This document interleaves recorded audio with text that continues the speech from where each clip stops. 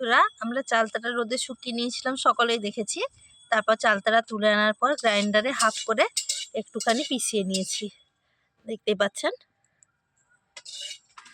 এখানে গোটা জিরে, 5 ফোড়ন আর শুকনো লঙ্কা শুকনো খোলায় ভেজে নেওয়া হয়েছে। এবারে এটা গ্রাইন্ডারে পেস্ট করে নেওয়া হবে।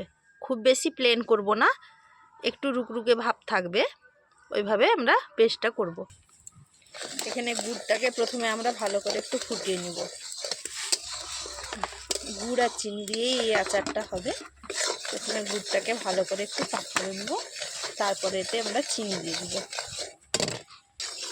দেখতে পাচ্ছেন গুড়টাকে ভালো করে পাক করে নেওয়া হলো।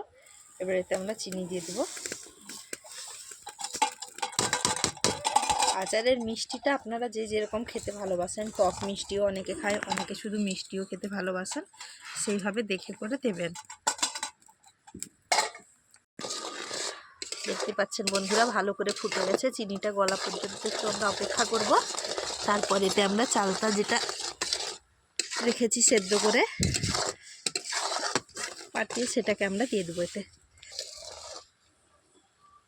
এইভাবে খুন্তিতে তুলে দেখে নেবেন আপনারাও। এই যে চিনির দানাগুলো এখনও মিলায়নি, ওইটা মিলানো পর্যন্ত একটু অপেক্ষা করব। হালকা হালকা আগুন দিয়ে আমরা এটাকে নাড়িয়ে নাড়িয়ে মিলিয়ে নেব।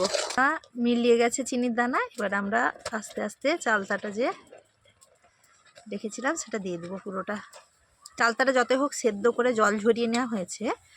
চালতাটা খুব বেশি টক চালতাও নয় এটা, সেই জন্য মিষ্টিটা প্রথমে আমরা খুব বেশি দিইনি, কারণ আচারটা একটু টক টক একটু মিষ্টি মিষ্টি হলেই খেতে ভালো লাগে। এইভাবে ভালো করে মাখিয়ে নেব। সবসময় আগুনটা খুব বেশি দিবেন না।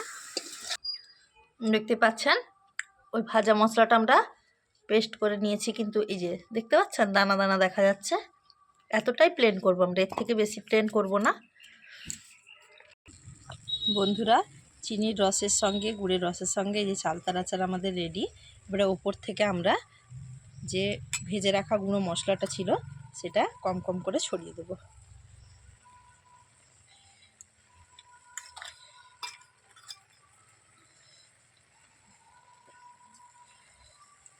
3 চামচ পরিমাণ এই ভেজে রাখা মশলাটা আমরা ছড়িয়ে দেবো ওপর থেকে।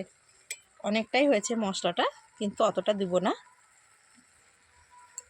এইভাবে মশলাটা ভেজে আপনারা যে কোনো কৌটোতে রেখে দিতে পারেন পরে আবার আচার বানানোর জন্য। তো এইভাবে 3 চামচ মশলা দিয়ে দিয়েছি। এবারে এটাকে আমরা ভালো করে নাড়িয়ে মিক্সড করে নেব। বন্ধুরা, চালতার আচারে মশলা মাখানো হয়ে গেছে, আমাদের আচার কমপ্লিট। এবার একটু টেস্ট করে দেখলাম, এতে যেহেতু সেদ্ধ করার সময় আমরা লবণ দিয়েছিলাম, তাই এইভাবে পুরোপুরি আচারটা রেডি হয়ে গেলেই আপনারা দেখবেন কড়াই থেকে নামানোর আগে যে লবণের পরিমাণটা ঠিক আছে নাকি।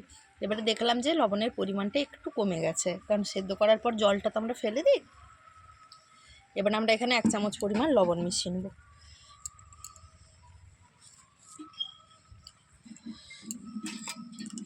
সেটাকে ভালো করে আচারের সাথে মিক্সড করে আবার নাড়িয়ে নেব 2 মিনিট ভালো করে। বন্ধুরা, এবারে পুরোপুরি আমাদের চালতার আচার রেডি। আপনারা এইভাবেই বাড়িতে চালতার আচার বানিয়ে খাবেন, দেখবেন কত সুন্দর খেতে লাগে।